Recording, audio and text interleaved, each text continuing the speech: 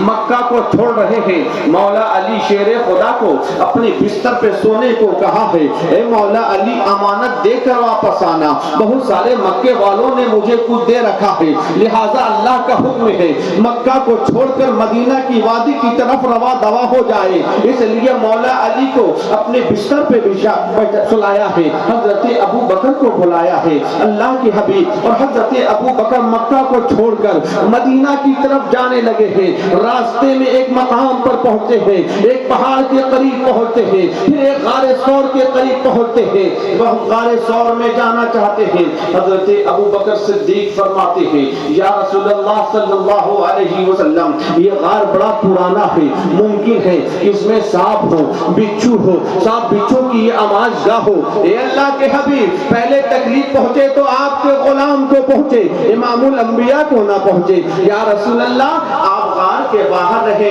آپ کا یہ غلام, آپ کا یہ خادم غار کے اندر جاتا ہے تاکہ اس کی صفائی کرے, تاکہ کچھ نقصان پہنچانے والی چیز اس میں ہو تو پہلے ابو بکر کو نقصان پہنچائے, اللہ کے حبیب کو نقصان نہ پہنچائے. یہ کیسی محبت ہے رسول اللہ سے, سبحان اللہ. ہمیں صحابہ سے محبت سیکھنا ہے, ہمیں صحابہ کے طریقے پہ اپنی زندگی گزارنی ہے. حضرت ابو بکر صدیق رضی اللہ تعالیٰ عنہ غار ثور میں گئے ہیں. جانے کے بعد کیا دیکھا, وہاں کافی گندگی ہے, وہاں بہت سارے سوراخ ہیں. حضرت ابو بکر صدیق رضی اللہ تعالیٰ عنہ نے اس سارے غار کو صاف کیا اور اس میں جتنے سوراخ تھے سارے سوراخ کو اپنے کپڑے کو پھاڑ پھاڑ کر اس سوراخ میں جا کے کپڑے کو رکھ دیا تاکہ کوئی چیز نقصان دینے والی ہو تو وہ اس غار کے اندر داخل نہ ہو سکے. لیکن ایک ایسا سوراخ تھا جو بالکل خالی رہ چکا تھا, آپ کے پاس کپڑا نہیں تھا. جب پوری صفائی کے بعد حضرت ابو بکر جو یار غار ہیں اللہ کے حبیب کی بارگاہ میں حاضر ہوتے ہیں, یا رسول اللہ ہم نے غار کو صاف کر دیا ہے, اب آپ تشریف لائیں. اللہ کے حبیب تشریف لاتے ہیں, پیچھے دشمن لگے ہوئے ہیں, پیچھے دشمن آپ کے تعاقب کر رہے ہیں. اللہ کے حبیب غار میں آرام فرمانے لگتے ہیں, اپنا سر مبارک حضرت ابو بکر کے زانوں پر رکھ دیتے ہیں. سبحان اللہ, کتنے خوش نصیب ہیں حضرت ابو بکر. اور جس سوراخ کو حضرت ابو بکر نے بند نہیں کیا تھا, کپڑا نہیں تھا, حضرت ابو بکر نے اپنی ایڑی لگا دی, اپنے تلوے کو لگا دیا. لیکن اسی غار میں اسی جگہ پہ ایک قدیم زمانے کا سانپ رہتا تھا جو کسی نبی سے سن رکھا تھا کہ آخری نبی جو ہوں گے, جو نبیوں کے امام ہوں گے, رسولوں کے شہنشاہ ہوں گے, امام اہل سنت کی زبان میں کہیں کہ میرا امام اہل سنت فرماتے ہیں سب سے اولا و اعلیٰ ہمارا نبی, سب سے بالا و والا ہمارا نبی. لفظ ہمارا ہم استعمال کرتے ہیں اپنی گاڑی کے لیے, اپنی باڑی کے لیے, اپنی اولاد کے لیے, یہ ہمارا مکان ہے, یہ ہماری گاڑی ہے. لیکن عاشق رسول لفظ ہمارا استعمال کرتا ہے اپنی گاڑی اور باڑی کے لیے نہیں بلکہ مصطفیٰ جان رحمت کے لیے. سبحان اللہ. اور پھر عشق کی انگڑائی لیتے ہوئے کہتا ہے سارے اونچوں میں اونچا سمجھیے جسے ہے اس اونچے سے اونچا, ہے اس اونچے سے اونچا ہمارا نبی, اور سارے اچھوں میں اچھا سمجھیے جسے ہے اس اچھے سے اچھا ہمارا نبی. اور کیا خبر کتنے تارے کھلے چھپ گئے. یہ آسمان نبوت کی بات کر رہے ہیں, یہ آسمان کے تارے کی بات نہیں کر رہے ہیں, آسمان نبوت کے تارے کی بات کر رہے ہیں. کیا خبر کتنے تارے کھلے چھپ گئے اور نہ ڈوبے نہ ڈوبا. جب امام حسین کا ذکر ہو رہا ہے تو امام الانبیاء کا ذکر بھی ہوتا ہے. سبحان اللہ. یہ ہے امام الانبیاء. سانپ انسان نہیں, سانپ ہے سانپ. اس نے کسی نبی سے سن رکھا تھا کہ آخری نبی جو ہے جن کا مقام و مرتبہ سب سے اعلیٰ رفع و اعلیٰ ہے, وہ چند گھنٹے, چند دن, چند رات اس غار میں آرام فرمائیں گے. سانپ اسی مشتاق میں اپنی زندگی گزار رہا تھا, اسی غار کے ارد گرد گھما کرتا تھا, آس پاس رہتا تھا. کاش کہ اگر زندگی نے ساتھ دیا تو اللہ کے حبیب کی زیارت ہو جائے گی. سبحان اللہ. یہ رحمت للعالمین ہے, یہ صرف انسان کے لیے نہیں ہے بلکہ ساری مخلوقات کے لیے ہے. سبحان اللہ. آپ ذرا اندازہ لگائیں, ایک سانپ کی اشتیاق کو دیکھیں, اس سانپ کے جذبے کو دیکھیں. کافی پرانا سانپ ہے لیکن اتفاق یہ ہوا وہ سانپ اس دن کہیں دور جا چکا تھا، جس کی یاد میں، جن کی محبت میں وہ سانپ اپنی زندگی گزار رہا تھا، اس غار کی ارد گرد اپنا وقت گزار رہا تھا، اسے دور سے اللہ کے حبیب کی آمد کی خوشبو محسوس ہو گئی۔ سبحان اللہ، اتنا زہریلا سانپ تھا، اتنا زہریلا سانپ تھا، اگر وہ گھاس پہ چل جائے یا اس کے سانس اگر وہ گھاس کے قریب پہنچ جائے تو اس کے سانس کی گرمی کی وجہ سے گھاس جل جایا کرتی ہے۔ اللہ اکبر، اتنا زہریلا سانپ ہے، دوڑتا ہوا چلا آ رہا ہے، اس لیے کہ اللہ کے حبیب کی آمد کی خوشبو محسوس کر چکا ہے۔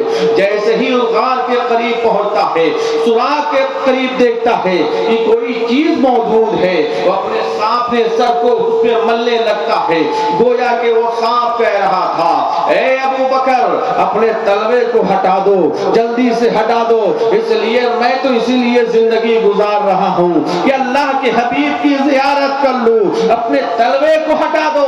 سانپ بار بار اپنے سر کو اس میں ٹچ کر رہا ہے، مس کر رہا ہے، مل رہا ہے، لیکن وہ حضرت ابو بکر صدیق تھے، جان جا سکتی ہے لیکن ابو بکر اس سوراخ سے اپنے پاؤں کو ہلا نہیں سکتا ہے، ہٹانے کی تو دور کی بات ہے۔ سانپ پریشان ہو جاتا ہے، کہیں ایسا نہ ہو کہ یہ اپنے پاؤں کو نہ ہٹا سکے، اپنے پاؤں کو نہ ہٹائیں اور اللہ کے حبیب یہاں سے چلے جائیں تو پھر زندگی گزارنے کا مقصد فوت ہو جائے گا، کہیں میری محبت ادھوری نہ رہ جائے۔ سانپ آخر عاجز آ کر وہ ڈسنا شروع کیا ہے، وہ ڈنگ مارنا شروع کیا ہے، اتنا زہریلا سانپ جس کی سانس کی گرمی کی وجہ سے گھاس جل جائے۔ جب حضرت ابو بکر کے تلوے میں اس سانپ کا زہر پہنچا ہے، وہ پاؤں کے نسبت سے، پاؤں کے تسلسل سے، پاؤں کے ذریعے سے وہ زہر پہنچتے پہنچتے دماغ میں پہنچ گیا ہے۔ حضرت ابو بکر کا بدن جلنے لگا ہے زہر سے، حضرت ابو بکر کا بدن جب جلنے لگا ہے، جب زہر دماغ میں پہنچ گیا ہے، اب حضرت ابو بکر اس زہر کو برداشت نہیں کر پا رہے ہیں، لیکن وہرے حضرت ابو بکر تیری عظمت کو سلام، تیرے تصدق کو سلام، تیری ذات کو سلام، تیرے پاؤں کو سلام۔ حضرت ابو بکر کو سانپ ڈس رہا ہے لیکن وہرے ابو بکر اپنے پاؤں کو حرکت نہیں دے رہے ہیں، کہیں میرے نبی کے نیند میں خلل واقع نہ ہو جائے۔ سبحان اللہ، کیسا عشق ہے، کیسی محبت ہے۔ حضرت ابو بکر کے آنکھوں سے آنسو بہنے لگے، جو آنسو آنکھوں کے پلکوں میں تھے، وہ آنسو اللہ کے حبیب کے چہرے کو بوسہ دینے لگے۔ اللہ اکبر، جیسے ہی وہ آنکھ سے آنسو اللہ کے حبیب کے چہرے کو بوسہ دیا، اللہ کے حبیب نے اپنی آنکھ کھولی، کیا دیکھا؟ ابو بکر رو رہے ہیں، ابو بکر پریشان ہے۔ اللہ کے حبیب فرماتے ہیں، اے ابو بکر آخر کس چیز نے تمہیں تکلیف پہنچائی؟ اے ابو بکر آخر تم رو کیوں رہے ہو؟ آخر تمہارے آنکھوں سے آنسو کیوں گر رہے ہیں؟ حضرت ابو بکر فرماتے ہیں، یا رسول اللہ جہاں پہ میں نے اپنا تلوہ رکھا ہے شاید وہاں پہ کوئی ایسی چیز ہے جو مجھے ڈنک مار رہی ہے، جو مجھے ڈسے جا رہی ہے۔ اللہ کے حبیب فرماتے ہیں، اے ابو بکر تو تم نے اپنے پاؤں کو کیوں نہیں ہٹا دیا؟ اللہ اکبر، حضرت ابو بکر فرماتے ہیں، یا رسول اللہ آپ پاؤں ہٹانے کی بات کر رہے ہیں، جس کے زانوں پر اللہ کے حبیب اپنا سر مبارک رکھ کے آرام فرما رہے ہو، ابو بکر کو پاؤں ہٹانے کی تو دور کی بات ہے، ابو بکر تو اپنے پاؤں کو حرکت بھی دینا نہیں چاہتا ہے۔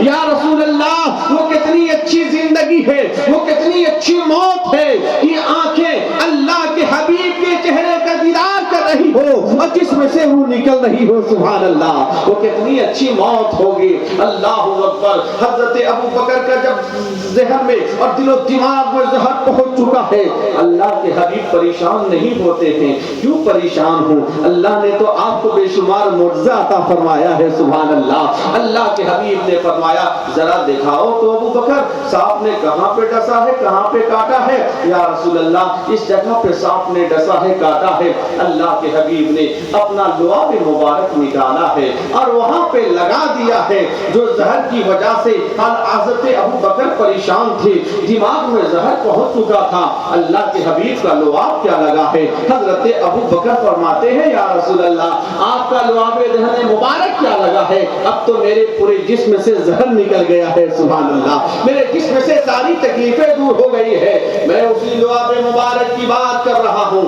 اللہ کے حبیب جب مدینہ پہنچے ہیں اور دعوت دے رہے ہیں، لوگ اسلام میں داخل ہو رہے ہیں، آپ کے زلفوں کے اسیر ہو رہے ہیں، آپ کے اسلام میں کو آ رہے ہیں، آپ کے دامن سے وابستہ ہو رہے ہیں، آپ کے دامن کو پکڑ کر اپنے خانہ دل کو روشن کر رہے ہیں۔ اللہ اکبر، وہاں کے لوگ چلے آ رہے ہیں، اللہ کے حبیب کی بارگاہ میں حاضر ہوئے، یا رسول اللہ آپ کی برکت سے ہم نے اپنی ایمان کو روشن کیا، آپ کی برکت سے ہم نے اپنے قلب کو روشن کیا، آپ کی برکت سے اللہ نے ہمیں اسلام جیسی نعمت عطا فرمائی، ایمان جیسی دولت عطا فرمائی۔ یا رسول اللہ میرے یہاں بہت سارا کنواں ہے، لیکن ان میں سے کچھ ہی ایسا کنواں ہے جس کا پانی میٹھا ہے، آب شیریں ہے، لیکن اکثر کنویں کا پانی نمکین ہے، کھارا ہے۔ یا رسول اللہ آپ نے ہم لوگوں کے مقدر کو سوارا ہے، میرے کنویں کے مقدر کو بھی سوار دیجئے، سبحان اللہ۔ یا اللہ، اے اللہ کے حبیب میرے کنویں کا پانی کھارا ہے، آپ کرم فرما دیجئے۔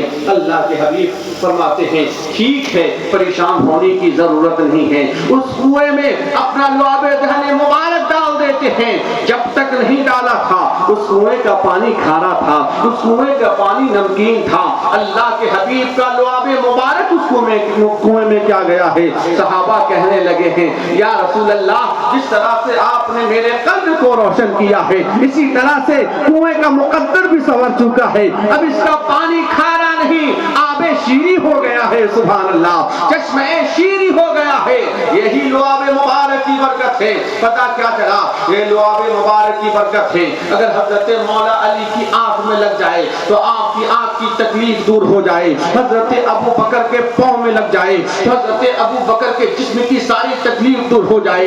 وہی لعاب مبارک اگر کنویں میں پڑ جائے تو اس کنویں کا کھارا پانی چشمہ شیریں بن جائے۔ یہ وہی لعاب مبارک ہے کہ حضرت امام حسین کے منہ میں جو سب سے پہلا لقمہ گیا تھا، اللہ کے حبیب کا یہ لعاب مبارک ہی گیا تھا، سبحان اللہ۔ تو حضرت امام حسین کا مقام و مرتبہ اور ان کی کیفیت کا اندازہ کون لگا سکتا ہے؟ سبحان اللہ، کون لگا سکتا ہے کہ آپ کے منہ میں سب سے پہلا لقمہ جو گیا وہ اللہ کے حبیب کا لعاب مبارک،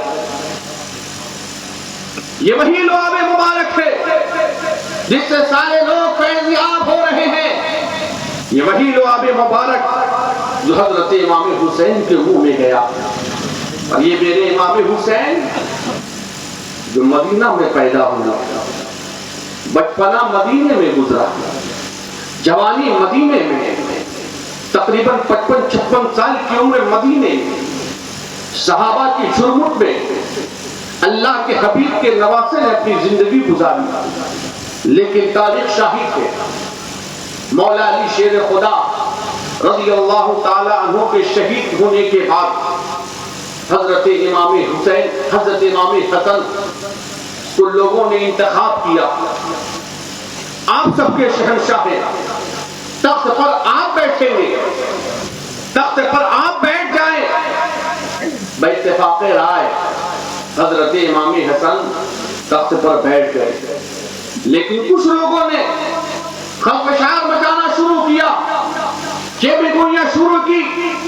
اللہ کے حبیب نے بہت پہلے کہہ دیا تھا میرا حسن وہ ہے جو اختلاف کے درمیان میں صلح کرے گا، سبحان اللہ۔ یہ غیب دا نبی نے پہلے ہی بتا دیا تھا۔ یہ اللہ کے حبیب کے نواسوں کو سلطنت کی ضرورت کیا، جو جنتی نوجوانوں کے سردار ہیں، جن کا مقام و مرتبہ دنیا میں بھی بہت بلند ہے، جنت میں بھی بہت بلند ہے، سبحان اللہ۔ حضرت امام حسن نے تقریباً 6 مہینہ خلافت سنبھالی، 6 مہینہ 6 دن، پھر آپ نے حضرت امیر معاویہ کو کچھ معاہدے کے ساتھ دے دیا۔ حضرت امیر معاویہ یہ صحابی رسول ہیں، جو وحی آتی تھی آپ لکھا کرتے تھے جتنے صحابی سب جنتی، بولیے جتنے صحابی سب جنتی، لیکن اسی حضرت امیر معاویہ کا بیٹا یزید پلید ہے۔ شرح عقائد میں اس یزید پلید کے تعلق سے ہے کہ بہت بڑا شرابی تھا، بہت بڑا گنہگار تھا، اور اس سے بڑی بات تو یہ ہے کہ اس نے خود نواسہ رسول کو شہید کروایا۔ بہت بڑا ظالم تھا۔ حضرت امیر معاویہ کا جب وصال ہو گیا، 60 ہجری ہوئی، یزید پلید اس تخت پر بیٹھ گیا۔ اس نے اعلان بھیجا، کہو سب کو میری بیعت قبول کر لیں، مجھے اپنا حاکم مانے۔ اس نے ایک خط مدینہ کے گورنر ولید بن عتبہ کو بھی بھیجا، اور اس میں یہ تاکید کے ساتھ لکھا کہ سب سے پہلے حسین سے بیعت لو، سب سے پہلے عمر فاروق کی آل سے لو، زبیر کی آل سے لو۔ اس لیے وہ جانتا تھا اگر یہ لوگ میری بیعت قبول کر لیں تو پھر سارے لوگ آسانی کے ساتھ بیعت قبول کر لیں گے۔ اتنا سننا تھا۔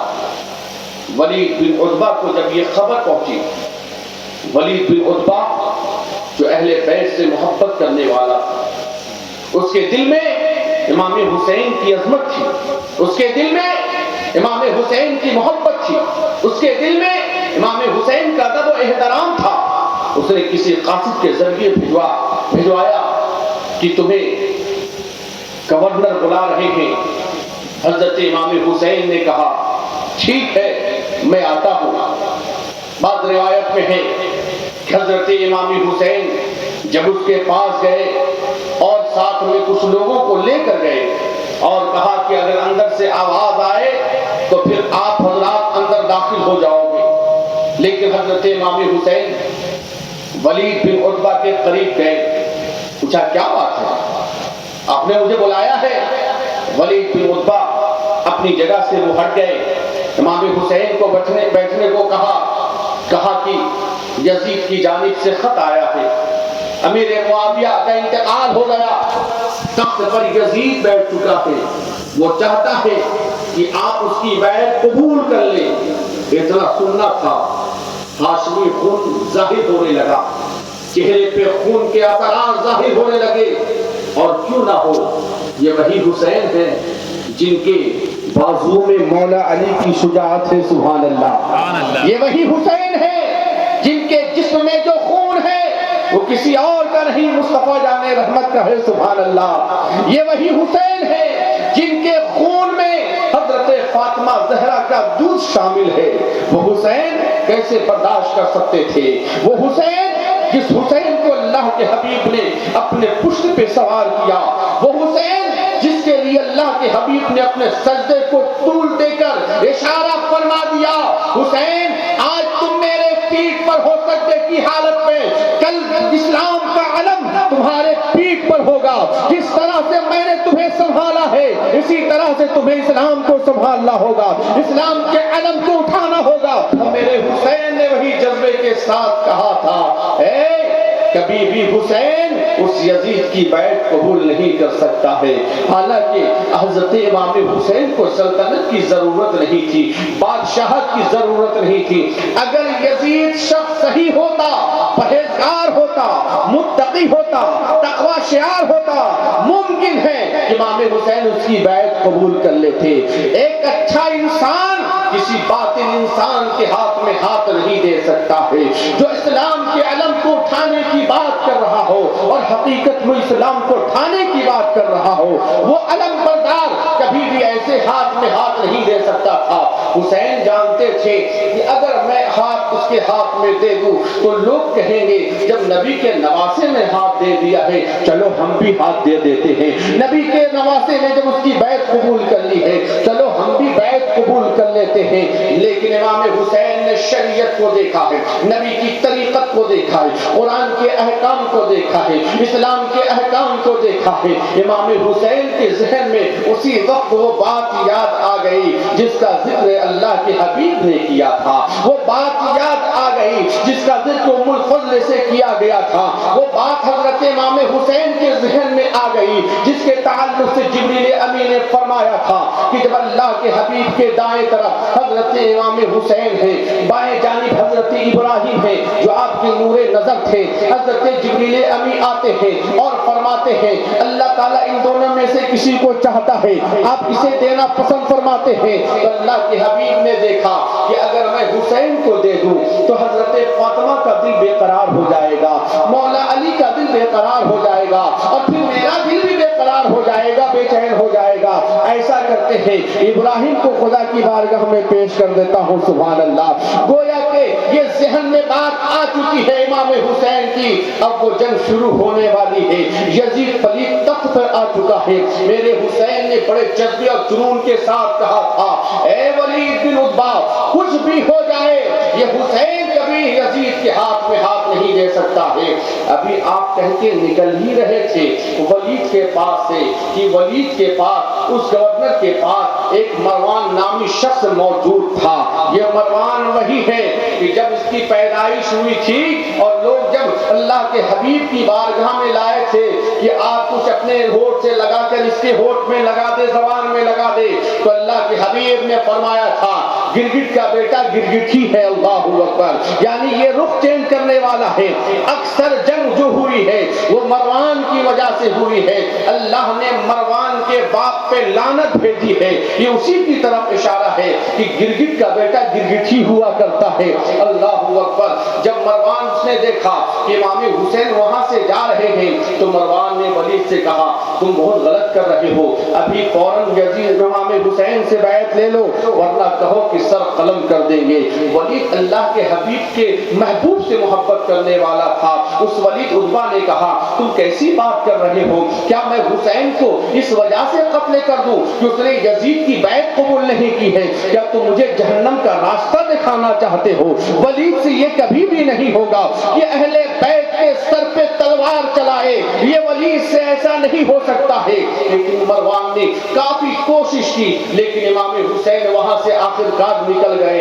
جب میرے حسین اپنے گھر میں آئے ہیں، حضرت زینب گھر میں موجود ہیں جو آپ کی ہمشیرہ ہیں، آپ کی بہن ہیں۔ ہمشیرہ نے کہا بھائی کیا بات ہے، آپ وہاں سے آئے ہو تو چہرے پہ کچھ الگ کیفیت تاری ہے، آخر کیا بات ہوئی؟ ولید بن عتبہ نے تمہیں کیوں بلایا ہے؟ اللہ کے حبیب کے نواسے نے فرمایا ولید بن عتبہ نے مجھے یزید کا ایک خط دیا ہے اور خط دکھانے کے بعد یہ بتایا ہے کہ یزید وہ بیعت لینا چاہتا ہے، اپنی بیعت قبول کروانا چاہتا ہے۔ تو میرے بھائی آپ نے کیا کہا؟ ایک بہن اور ایک بھائی میں گفتگو ہو رہی ہے۔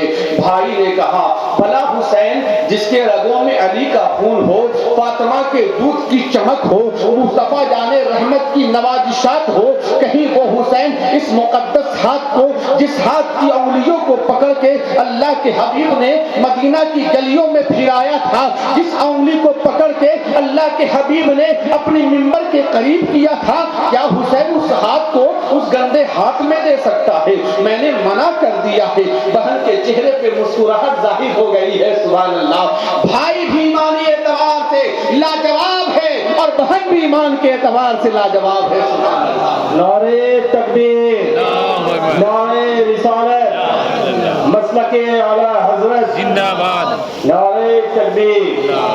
بہن خوش ہو گئی تو پھر آپ نے سوچا ہے کیا بھائی؟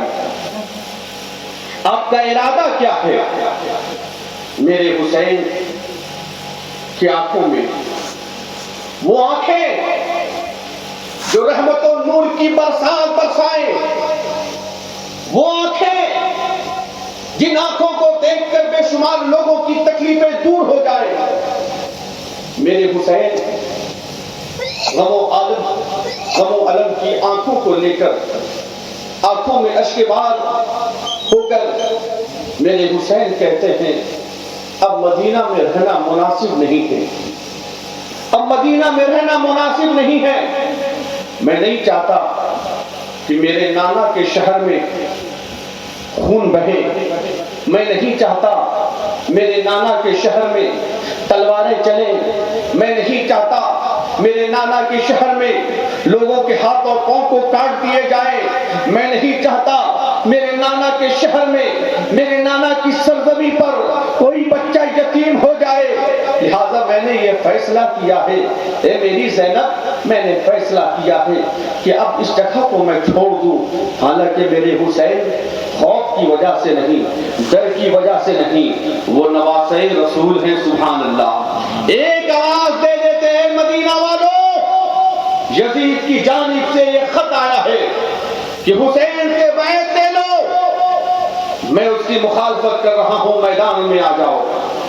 نبی کے چاہنے والے ہو, آ جاؤ مدینے میں, آ جاؤ تلواریں لے کر. لیکن میرے حسین نے اس طریقے کو نہیں اپنایا. صرف ایک آواز کافی تھی میرے حسین کی, ایک آواز. جب اتنے 100 سال کے بعد آپ جیسے نوجوانوں کے دل میں امام حسین کے نام پہ مر مٹنے کا جذبہ ہے, تو جنہوں نے امام حسین کے چلنے پھرنے کو دیکھا ہوگا ان کے دل میں کتنا جذبہ ہوگا. سبحان اللہ. ہم نے حسین کو نہیں دیکھا, ہم نے حسین کی سیرت پڑھی ہے. ہم نے حسین کو نہیں دیکھا, ہم نے حسین کے کریکٹر کو پڑھا ہے. ہم نے حسین کو نہیں دیکھا, ہم نے حسین کے چلنے پھرنے کو سنا ہے. ہم نے حسین کو نہیں دیکھا, ہم نے حسین کے تعلق سے, ان کے جسم مبارک کے تعلق سے سنا ہے کہ آپ کا سینے سے لے کے پاؤں تک بھی کسی اور کے مشابہ نہیں تھے, مصطفیٰ جان رحمت کے مشابہ تھے. ہم نے جب سنا ہے تو حسین کی اتنی محبت دل میں ہے کہ ہم حسین کے خلاف سننا نہیں چاہتے ہیں, ہم حسین کے دشمنوں سے ملنا نہیں چاہتے ہیں. تو جو صحابہ کرام نے, جو عاشقوں نے رسول اللہ کی گود میں حسین کو دیکھا ہوگا, جنہوں نے رسول اللہ کے قریب امام حسین کو دیکھا ہوگا, امام حسین کی ایک ہی آواز کافی ہوتی, اے جنتیوں, اے مدینہ کے رہنے والوں, میدان میں آ جاؤ. لیکن حسین لڑنا نہیں چاہتے تھے, حسین جنگ کرنا پسند نہیں کیا. آپ نے اپنے محبوب, اپنے نانا جان کے شہر کی عظمت کو برقرار رکھتے ہوئے میرے حسین نے ان اللہ مع الصابرین کا دامن پکڑ لیا. سبحان اللہ. اور میں نے اسی آیت کریمہ کو موضوع سخن بنایا. اے ایمان والو, یا ایھا الذین آمنوا استعینوا بالصبر والصلاۃ ان اللہ مع الصابرین, بے شک اللہ صبر کرنے والوں کے ساتھ ہے. صبر اسی کو کہتے ہیں, طاقت ہے, ہمت ہے, قوت ہے, دشمنوں کو مٹا سکتے ہیں, لیکن صبر کر لیا. سبحان اللہ. اور یہ بہت بڑی دولت ہے. امام حسین نے کہا کپڑا تیار کرو, سواری تیار کرو. رات کی تاریکی میں سارے لوگ نیند کے آغوش میں جا چکے ہیں. رات کی تاریکی نے ساری دنیا کو چھپا دیا ہے اپنی تاریکی میں, لیکن ایک ایسا مدینے میں گھر موجود ہے جہاں کا بچہ سو نہیں رہا ہے, جہاں کے بچے کے زبان پہ بھی اللہ اس کے رسول کا ذکر ہے. سبحان اللہ. جہاں کے نوجوان بھی جاگ رہے ہیں, سارے گھروں میں بتی بند ہو چکی ہے, لیکن ایک ایسا گھر ہے جو روضہ رسول کے قریب ہے, جو مسجد نبی کے قریب ہے. اس گھر میں اندھیرا نہیں ہے, روشنی ہے. لوگ بیدار ہیں, سامان مہیا کر رہے ہیں, سواری تیار کر رہے ہیں, اور اس میں جانے والوں میں سے حضرت علی اکبر بھی ہیں, حضرت علی اوسط بھی ہیں, حضرت علی اصغر بھی ہیں, حضرت امام قاسم بھی ہیں, حضرت عبداللہ بھی ہیں, حضرت ابو بکر بھی ہیں, حضرت عمر بھی ہیں. یہ کون ہیں؟ یہ حضرت حسن کے بیٹے ابو بکر ہیں, یہ حضرت حسن کے بیٹے عمر ہیں. وہ حضرت ابو بکر عمر فاروق نہیں, یہ ان کے صاحبزادے ہیں. اسی طرح سے مولا علی کے اور 5 لڑکے ہیں. سبحان اللہ. یہ چلنے کے لیے تیار ہیں, لیکن اسی نفوس قدسیہ میں ایک چھوٹا سا پیارا سا بچہ بھی ہے جسے علی اصغر کہا جاتا ہے. سبحان اللہ. اس کا بھی نام لکھا چکا ہے. یہ بھی سفر میں چلیں گے.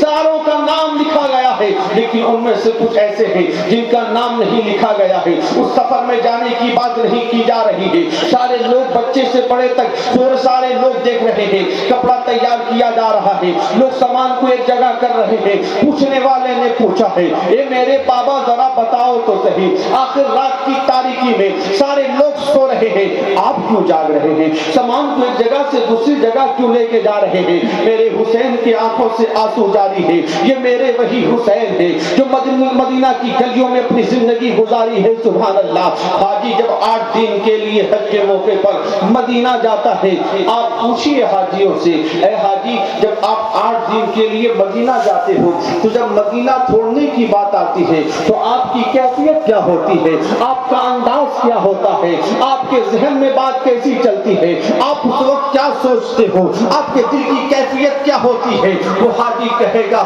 یار 8 دن کیسا گزر گیا پتہ تک نہ چلا، یہ طبیعت تو یہی چاہ رہی ہے موت یہی آ جائے، پوری زندگی یہی گزر جائے۔ مدینہ وہ شہر ہے جو جہاں چھوڑنے کی طبیعت نہیں چاہتی ہے۔ مدینے کے تعلق سے عاشق رسول کہتا ہے میں سو جاؤں یا مصطفیٰ کہتے کہتے، کھلے آنکھیں صلی علی کہتے کہتے، دکھا دے یا الہی وہ مدینہ کیسی بستی ہے جہاں پہ رات دن مولا تیری رحمت برستی ہے۔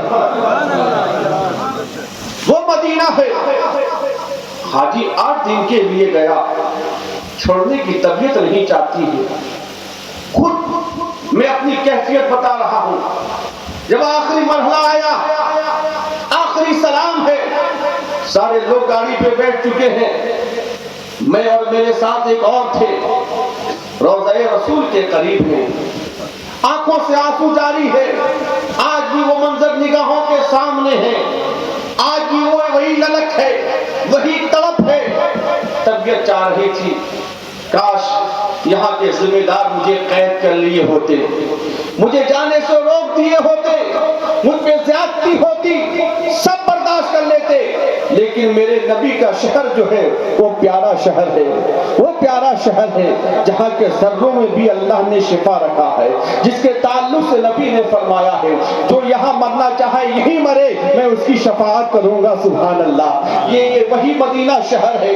امام مالک رحمت اللہ علیہ تقریباً 40 سال رہے، آپ نے صرف ایک مرتبہ حج کیا، پیشاب پخانے کے لیے بہت دور جایا کرتے تھے اپنے نبی کے روضے کے قریب اور شہر کے قریب، آپ ضرورت محسوس نہیں کرتے تھے، ضرورت سے فارغ نہیں ہوتے تھے، کہتے تھے جہاں اللہ کے حبیب آرام فرما رہے ہیں وہاں میں کیسے اپنی ضرورت کو پوری کروں۔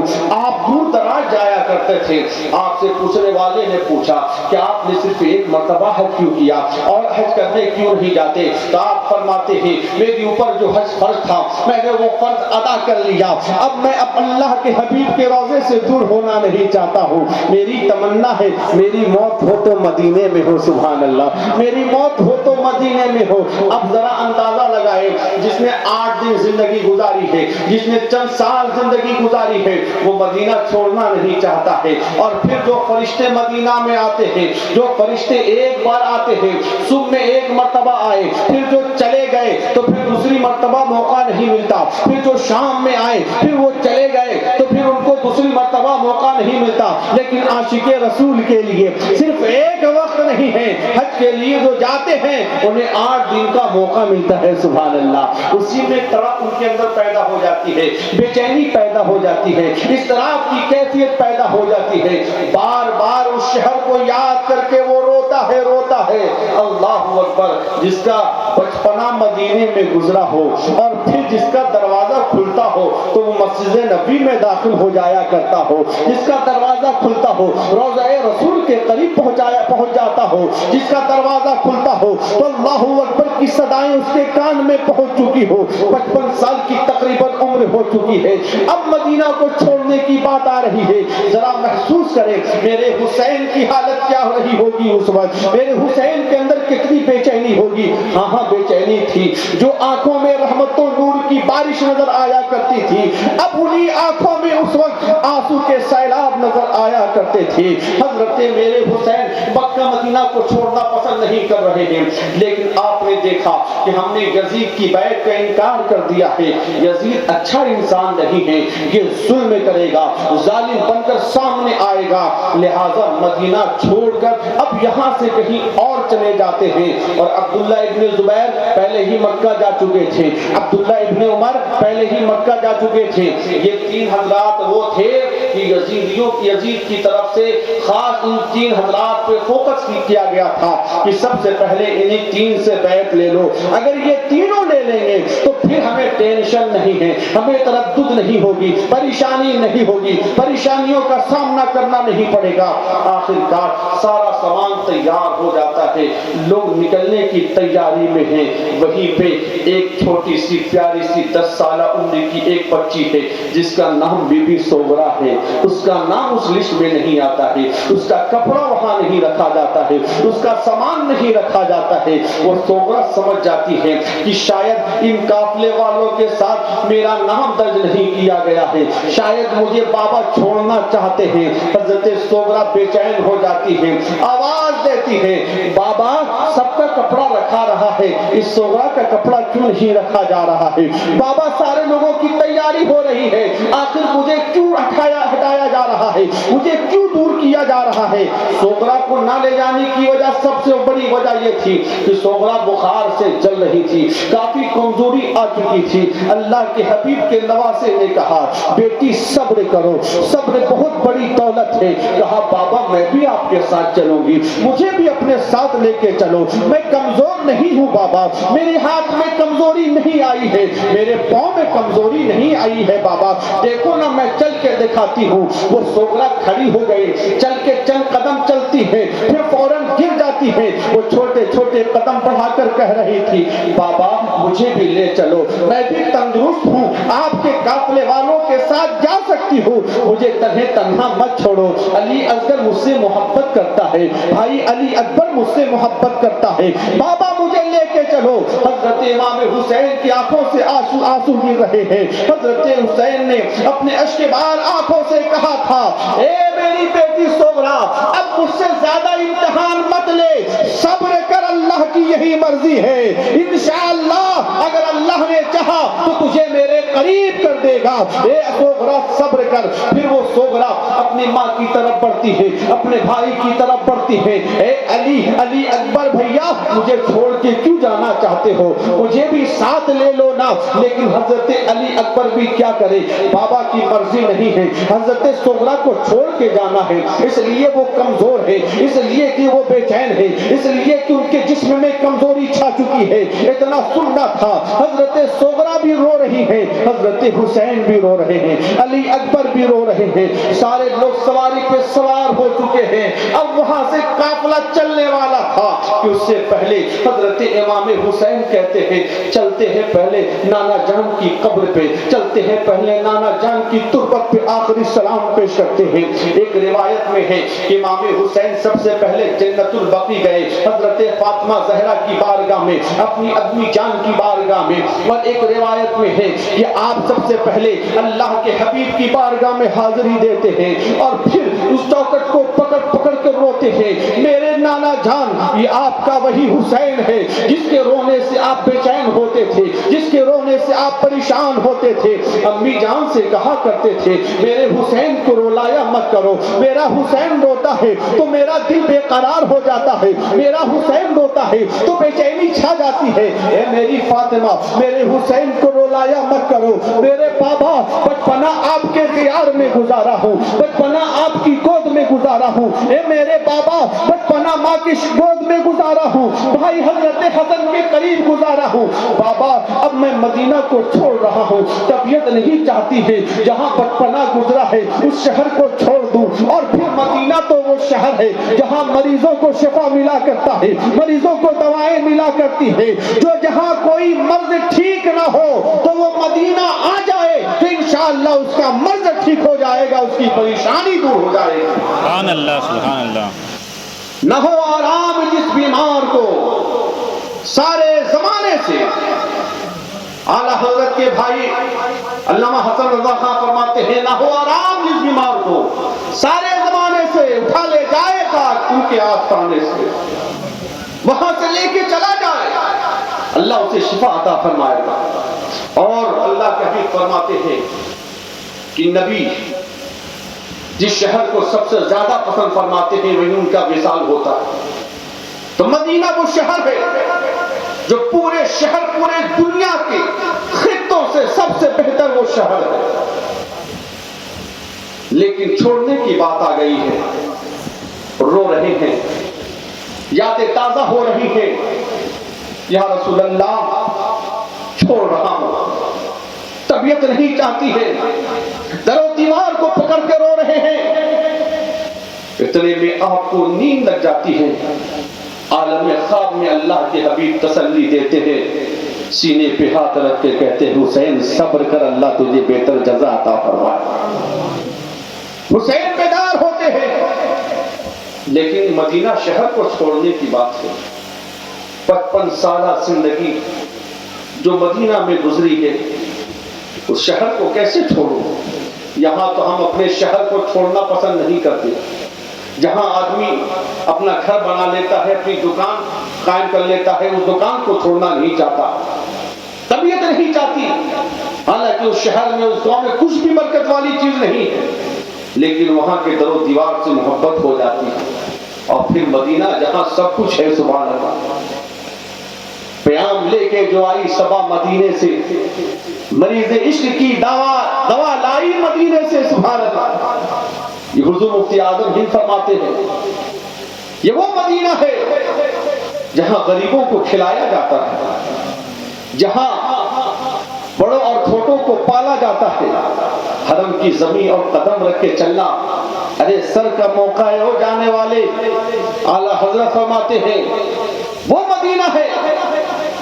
لیکن آج حسین چھوڑ رہے ہیں، قافلہ چلا ہے، چلتے چلتے یہ قافلہ تقریباً 82 نفوس قدسیہ کا مدینہ سے چلا، مدینہ سے چل کے مکہ پہنچا، اور کب چلا؟ تو شعبان المعظم کی 4 تاریخ تھی، 60 ہجری، 4 شعبان المعظم، اور میرے حسین کی پیدائش ہوئی ہے 5 شعبان المعظم کو۔ 5 شعبان المعظم کو آپ کی پیدائش ہوئی، 4 شعبان المعظم کو مدینہ شہر چھوڑ رہے ہیں، مکہ پہنچ گئے۔ آپ کو ایک اور بات میں بتا دوں، آخر میرے حسین نے مکہ کو کیوں چنا؟ آخر چننے کی وجہ کیا تھی؟ پوری دنیا 2 حصے میں تقسیم ہے۔ کتنے حصے میں؟ پوری دنیا 2 حصے میں تقسیم ہے، ایک کا نام ہل ہے اور ایک کا نام حرم ہے۔ ہل وہ جگہ ہے جہاں حلال جانور کا شکار کرنا جائز ہے، جہاں درخت کاٹنا جائز ہے، اور حرم وہ جگہ ہے جہاں حلال جانور کا بھی شکار نہیں کر سکتے، جہاں کوئی پیڑ نہیں اٹھا سکتے ہو۔ اگر کوئی کبوتر خاموشی کے ساتھ ہے تو آپ اسے نہیں اٹھا سکتے ہیں، کوئی جانور کو آپ حرم میں پریشان نہیں کر سکتے ہیں، حلال جانور کا شکار بھی نہیں کر سکتے ہیں۔ یہ حرم ہے، یہ خانہ کعبہ کے ارد گرد جگہ ہے جہاں سب یہ ممنوع ہے، ناجائز ہے، وہاں لڑائی نہیں کر سکتے، وہاں جنگ نہیں کر سکتے، وہاں گھاس نہیں اکھاڑ سکتے، یہ حرم ہے۔ اور ایک حصہ ہل ہے، اس حرم کے علاوہ جو حدود حرم ہے، حاجی جو حج کے لیے گئے ہوں گے تو انہیں پتا ہوگا کہ حدود حرم کہاں سے کہاں تک ہے، وہاں ایسا کچھ نہیں کر سکتے، اور اس کے باہر وہ ہل ہے، ہم لوگ ہل میں ہیں، حرم میں، اور اگر کوئی باہر سے حرم میں داخل ہوگا تو بغیر احرام کے نہیں جائے گا، احرام باندھ کے جائے گا، احرام کا کپڑا پہن کے جائے گا۔ اگر آپ حرم سے باہر سے اندر جا رہے ہیں، اس لیے آپ حرم میں داخل ہو رہے ہیں، تو ایک ہل ہے اور ایک حرم ہے۔ حرم میں اگر جانور بھی سویا ہوا ہے تو اسے اٹھا نہیں سکتے، اسے مار نہیں سکتے، حلال جانور کا شکار نہیں کر سکتے، پیڑ پودے کو اکھاڑ نہیں سکتے، اس لیے کہ حرم ہے، یہ محترم جگہ ہے، یہ سب اللہ کی حفظ و امان میں ہے، کوئی کسی کو تکلیف نہیں دے سکتا۔ لیکن اس کے باہر ہل، وہاں جنگلی جانور کو، شکاری جانور کو، حلال جانور کو جسے شکار کرنے کی اجازت ہے شکار کر سکتے ہیں، گھاس اکھاڑ سکتے ہیں، وہاں جائز ہے۔ اور تب ذہن کو قریب کیجیے، ایک مرتبہ ابو جہل، ابو لہب اور ابو سفیان مکہ کے خانہ کعبہ کے قریب گھوم رہے تھے یہ لوگ، اچانک نظر پڑی کہ ایک بھیڑیا ایک ہرن کو دوڑا رہا ہے، शिकार करना चाहता है, उसे अपना लुकमा बनाना चाहता है। वो भेड़िया भागता चला जा रहा है, पीछा कर रहा है, ताक़ुब कर रहा है। वो हरन भाग रहा है, वो हरन भागते भागते वो हरन हरम में दाखिल हो गया। जैसे ही वो हरन हरम में दाखिल हुआ, भेड़िया खामोशी के साथ बैठ गया। वो हरन भी छोटे छोटे कदम से वो कदम बढ़ाने लगी, बिल्कुल आसानी के साथ, बिल्कुल इत्मीनान के साथ। अबू सुफियान और अबू लहब और अबू जहल की नजर पड़ी। उसने कहा, जरा देखो तो सही, जानवर भी जानते हैं हिल क्या है, हरम क्या है। अभी भेड़िया हरन को दौड़ा रहा था। जैसे वो हरन हरम के अंदर दाखिल हुआ तो हरन भी आहिस्ता आहिस्ता चलने लगा, और फिर भेड़िया भी आहिस्ता आहिस्ता चलने लगा। और फिर जैसे ही हरम आया, वो भेड़िया खामोशी के साथ बैठ गया और तेज निगाह से देखने लगा। गोया के भेड़िया कह रहा था, काश अगर हरम ना होता तो मैं तुझे अपना लुकमा बना लेता। जब अबू सुफियान अबू लहब ने देखा तो कहा, यार देखो तो सही, जानवर को भी पता है क्या हिल है और क्या हरम है। इतना कहना था कि अल्लाह ने उस भेड़िए को आदमी जैसी ज़बान अता फरमा दी, सुभान अल्लाह। और उसने फसीह अरबी में कहा, ताज्जुब की बात ये नहीं है कि जंगल का जानवर हरम और हिल को जानता है। ताज्जुब की बात तो ये है कि जिस शहर में अल्लाह के हबीब आ चुके हैं और तुम उन पर ईमान नहीं लाते हो, सुभान अल्लाह। इतना सुनना था, अबू लहब को और गुस्सा आ गया। अबू सुफियान को एक मुक्का मारते हुए कहा, देखो तो सही, अब्दुल्ला के बेटे का चर्चा अब जंगली जानवर भी कर रहे हैं, सुभान अल्लाह, सुभान अल्लाह। जंगली जानवर भी कर रहे हैं। अबू सुफियान ने कहा, बात कुछ भी हो, मैं तो बचपन ही से जानता हूं कि अब्दुल्ला का बेटा मोहम्मद ये कोई आम बच्चा नहीं है, यकीनन अल्लाह का हबीब है, सुभान अल्लाह। ये अलग बात है, मैं ईमान नहीं लाया।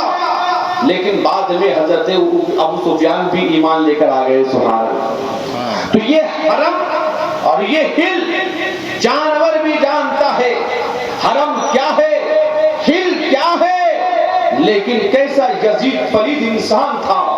मेरे हुसैन मक्का में पहुंच गए, मेरे हुसैन को मक्का में भी सही तरीके से रहने नहीं दिया। एक जानवर वो हिल और हरम जान रहा है, मक्का का अदब व एहतराम जान रहा है, लेकिन यजीदियों ने मेरे हुसैन को मक्का में भी सुकून से रहने नहीं दिया, मदीना में भी सुकून से रहने नहीं दिया।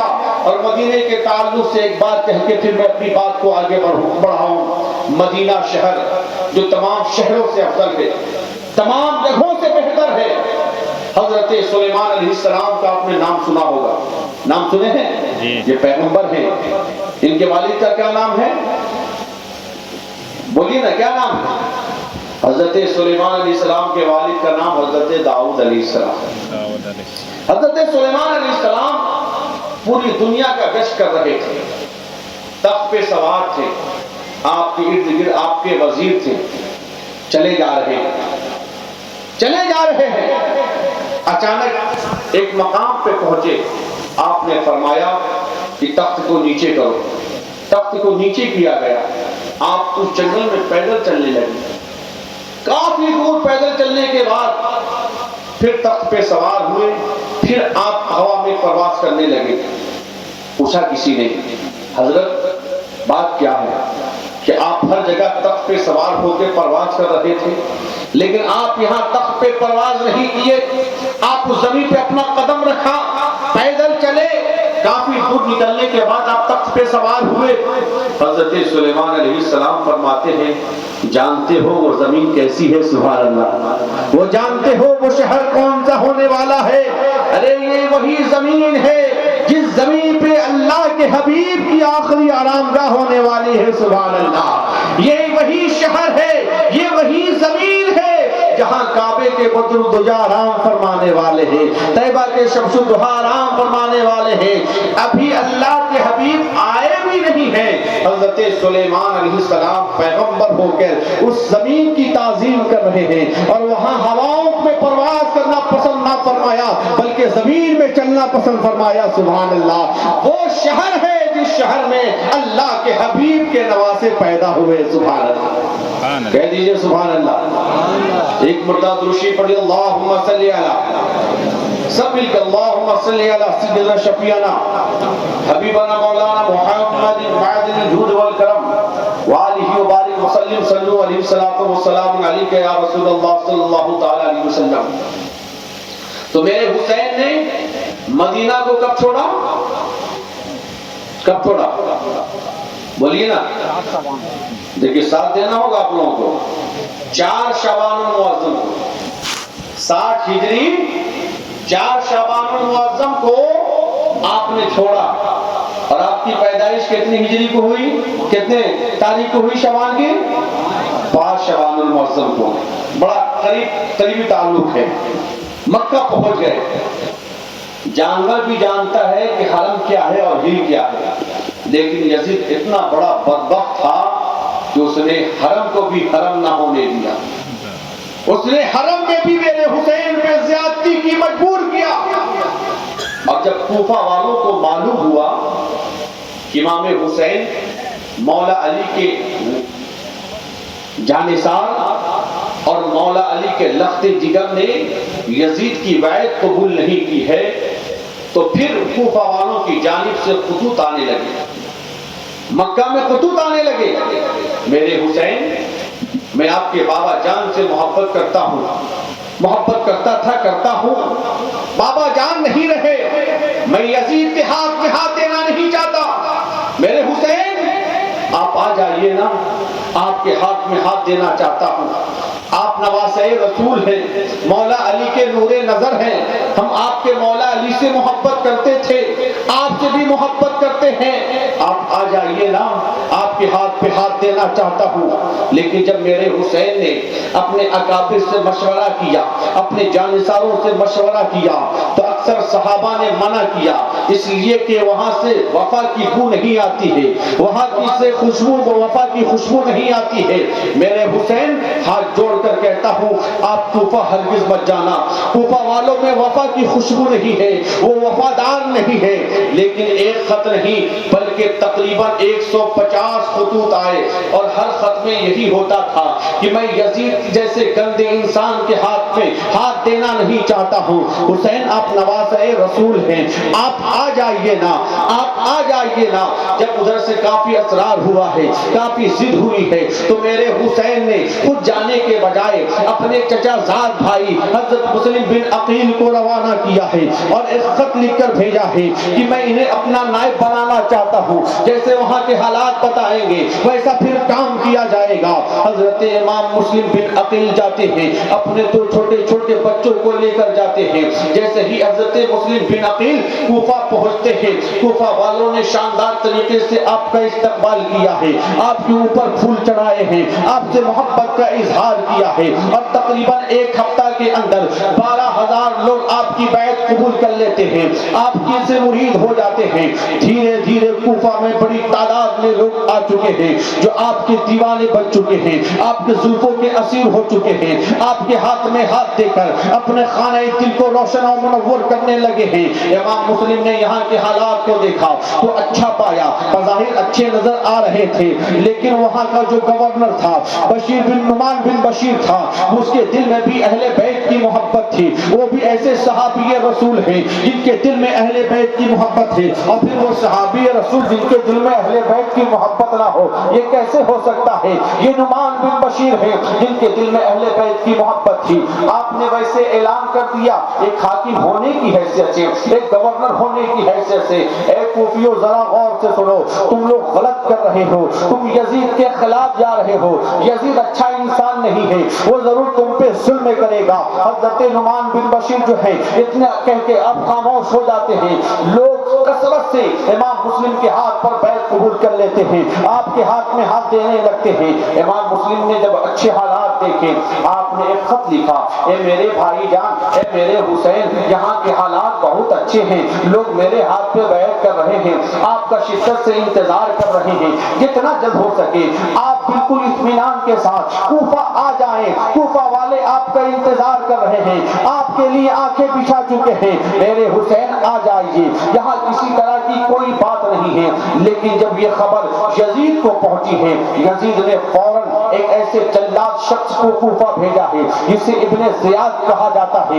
ابن زیاد بڑا مکار اور چالاک انسان تھا، وہ اسی راستے سے آیا جس راستے سے امام حسین آنے والے تھے، چند لوگوں کو اس راستے سے داخل کیا اور پھر اپنے چہرے پہ نقاب ڈال لیا۔ کوفہ والوں نے سوچا چلو چلو امام حسین کی آمد ہو گئی ہے، چلو چلو حسین آ رہے ہیں، چلو چلو نواسۂ رسول آ رہے ہیں۔ سارے لوگوں نے استقبال کیا اور شاندار طریقے سے استقبال کیا، لیکن وہ نو ابن زیاد اتنا مکار انسان تھا، وہ لوگوں کے قریب نہیں رکا، وہ بلندی پہ چلا جاتا ہے۔ لوگ دیکھ کر حیران ہیں، حسین نے اپنے چہرے پہ نقاب کیوں ڈال رکھا ہے؟ آخر حسین نے باتیں کیوں نہیں کی ہے؟ آخر حسین نے اپنی ممتا، اپنی محبت کا اظہار کیوں نہیں کیا ہے؟ لیکن وہ حسین ہوتے تو تب تو اظہار کرتے، وہ حسین ہوتے تب تو اپنا چہرہ ظاہر کرتے، لیکن وہ فوراً قلعے پہ سوار ہو قلعے پہ چڑھ کر کہتا ہے، اے کوفیو، تم نے اپنے اوپر ظلم کیا ہے، یاد رکھو تمہارا کام، یہ تمہارا مشن، یہ تمہاری بیعت جو ہے یہ یزید کے خلاف ہے۔ اگر تم نے اب بھی مسلم بن عقیل کی بیعت تم نے نہیں توڑی، ان کے دامن سے اپنے آپ کو دور نہیں کیا، تو پھر یاد کر لو ابن زیاد اعلان کرتا ہے یہاں کتنے بچے یتیم ہو جائیں گے، کتنی عورتوں کے گلے سے بہت ساری چیزیں اتر جائیں گی، اس کا سہاگ ختم ہو جائے گا، اس کے شوہر کو مار دیا جائے گا، اس کے باپ کو مار دیا جائے گا۔ اگر تم امن چاہتے ہو تو مسلم بن عقیل کی بیعت توڑ دو، مسلم بن عقیل کے خلاف کھڑے ہو جاؤ۔ لیکن جو حسین پاک سے محبت کرنے والے تھے، مسلم بن عقیل سے محبت کرنے والے تھے، وہ آپ سے دور ہونا پسند نہیں کر رہے تھے۔ لیکن ابن زیاد بڑی مکاری کے ساتھ بڑے بڑے روسا حضرات کو اس نے اپنے قید میں کر لیا اور پھر ان کو کھڑا کر کے اعلان کروایا، اے لوگو تم مسلم بن عقیل سے دور ہو جاؤ ورنہ ابن زیاد مجھے قتل کر دے گا، ابن زیاد مجھے مار دے گا۔ آخرکار اس کے مکر و فریب میں لوگ آ گئے، یہاں تک کہ امام مسلم کے ساتھ لاکھوں ہزاروں کی تعداد میں تھے، لیکن اس دھمکی میں آ گئے اور اکثر لوگوں نے امام مسلم کا ساتھ چھوڑ دیا۔ اب چند ہزار لوگ بچے ہیں مغرب کی نماز کے لیے، امام مسلم مصلی پہ پہنچ چکے ہیں۔ 3 رکعت پڑھنے کے بعد جب امام مسلم سلام پھیرتے ہیں تو کیا دیکھتے ہیں کہ جس وقت اللہ اکبر کہا تھا تو میرے پیچھے بے شمار لوگ تھے، لیکن جب سلام پھیرتے ہیں تو پھر مسلم بن عقیل کے پیچھے کوئی انسان نظر نہیں آتا ہے۔ اللہ اکبر۔ صحابہ نے منع کیا تھا کہ وہاں سے وفا کی خوشبو نہیں آتی ہے، ارے جو عاشق رسول صحیح معنوں میں ہوگا اپنی جان دے سکتا ہے، لیکن اہل بیت سے وفا کی خوشبو کو دور ہونے نہیں دے سکتا ہے۔ یہ اہل عشق کی پہچان ہے، جان تو دے سکتے ہیں لیکن اہل بیت سے غداری نہیں کر سکتے ہیں، عاشق رسول سے غداری نہیں کر سکتے ہیں۔ اس لیے عاشق رسول کے ذہن میں ایک ہی بات ہوتی ہے، جب تک زندگی رہے گی تو کوئی مار نہیں سکتا ہے اور جب موت ہوگی تو کوئی بچا نہیں سکتا۔ اور یہی مزاج کیا امام حسین کہ ان سپاہیوں نے کہ جب بے شمار خطوط آئے تو امام حسین نے کہا اب میرے پاس کوئی چارہ نہیں ہے، اگر اہل کوفی خدا کی بارگاہ میں یہ مطالبہ کر دیں مولا ہم نے حسین کو بلایا تھا، ہم یزید کی بیعت کرنا نہیں چاہتے تھے، حسین کو ہم نے بلایا تھا لیکن حسین نہیں آئے، تو پھر امام حسین کے پاس کیا جواب رہے گا؟ میرے حسین نے دیکھا کہ سب دروازہ بند ہو چکا ہے، اب میرے حسین مکہ کو چھوڑ رہے ہیں، اور مکہ کو کب چھوڑ رہے ہیں؟ 3 ذی الحجہ کو چھوڑ رہے ہیں۔ اللہ اکبر۔ 60 ہجری آخری اسلامی مہینے کے آخری تاریخ جو ہے وہ 3 ذی الحجہ کی ہے۔ 3 ذی الحجہ کو آپ مکہ چھوڑ رہے ہیں۔ مکہ والوں نے ہاتھ جوڑ کر کہا میرے حسین مت جائیے، मदीना को 4 शाबान से चले, पूरा रमजान मक्का में गुजारा, फिर 3 जिलहिज को आप मक्का को छोड़ने लगे। लोगों ने हाथ जोड़कर कहा हुसैन मत जाइए, वहां से वफा की खुशबू नहीं आती। लेकिन मेरे हुसैन के दिलो दिमाग में तो कुछ और बात चल रही थी। ये वही हुसैन है जिनकी पैदाइश से पहले आपकी शहादत आम हो चुकी थी। अल्लाह के हबीब भी जान रहे थे, मौला अली भी जान रहे थे, फातिमा ज़हरा भी जान रही थी मेरा बेटा शहीद होगा। यहाँ तक कि अल्लाह के हबीब की बारगाह में फरिश्ते ने वहां की मट्टी भी अता कर दी थी कि अगर ये सुर्ख हो जाए तो जान लीजिए कि आपका हुसैन शहीद हो गया। ये वही हुसैन है जिनकी शहादत आम हो चुकी थी, लेकिन तारीख शाहिद है अल्लाह के हबीब ने ये दुआ नहीं की, ए अल्लाह मेरे हुसैन से इस मुसीबत को टाल दे। मौला अली ने ये कभी दुआ नहीं की, मौला मेरे हुसैन से इस मुसीबत को दूर फरमा दे। हजरत खातून जन्नत ने कभी दुआ नहीं की, मौला मेरे हुसैन से इस परेशानी को दूर फरमा दे।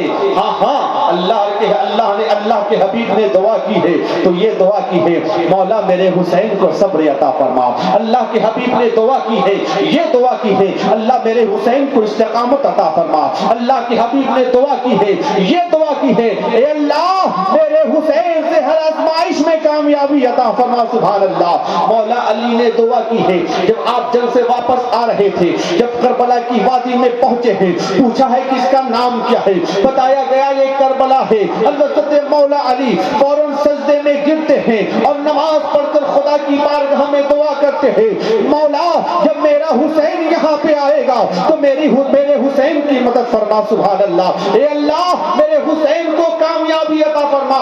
यहाँ से एक मिजाज मिल गया है, मुसीबत आनी है तो आनी है। अल्लाह ने साफ लफ्जों में फरमा दिया, वला नबलुवन्नकुम बिशैइन मिनल खौफि वल जु'i व नक्सिन मिनल अमवालि वल अनफुसि वस्समरात वबश्शिरिस साबिरीन। हम तुम्हें जरूर आजमाएंगे। सिर्फ नमाज पढ़ने से काम नहीं चलेगा, सिर्फ रोजा रखने से काम नहीं चलेगा, फिर ज़कात देने से काम नहीं चलेगा, सिर्फ हज करने से काम नहीं चलेगा। अल्लाह ने साफ लफ्जों में फरमा दिया है, ए मेरे बंदो हम तुम्हें जरूर आजमाएंगे, चाहे भूख की कमी से आजमाए, चाहे माल की कमी से आजमाए, चाहे फल की कमी से आजमाए, चाहे जान की कमी से आजमाए, हम तुम्हें जरूर आजमाएंगे। और अल्लाह जिससे खुश होता है, अल्लाह की बारगाह में जितना मकबूल होता है, अल्लाह उससे उतनी बड़ी आजमाइश लेता है। सुभान अल्लाह। लिहाजा हमें मुसीबत के आलम में घबराना नहीं चाहिए। हाथ टूट गया, हमें परेशान ज्यादा होने की जरूरत नहीं है। जिसमें कुछ कमजोरी आ गई, ये अल्लाह की मसलहत है, ये जान उसी की है। अगर वो चाहता तो अपने बंदे की हिफाजत कर देता। अल्लाह अपने बंदे को कुछ नवाजना चाहता है तो देखता है, हमने उसे हाथ दिया था, उसने शुक्रिया अदा किया कि नहीं। अब उसके हाथ को कमजोर करके, उसके पांव को कमजोर करके, उसकी आंख की बीनाई को लेके अब देखना चाहते हैं उसके अंदर सब्र की दौलत है कि नहीं है, उसके अंदर सब्र की पूंजी है कि नहीं है।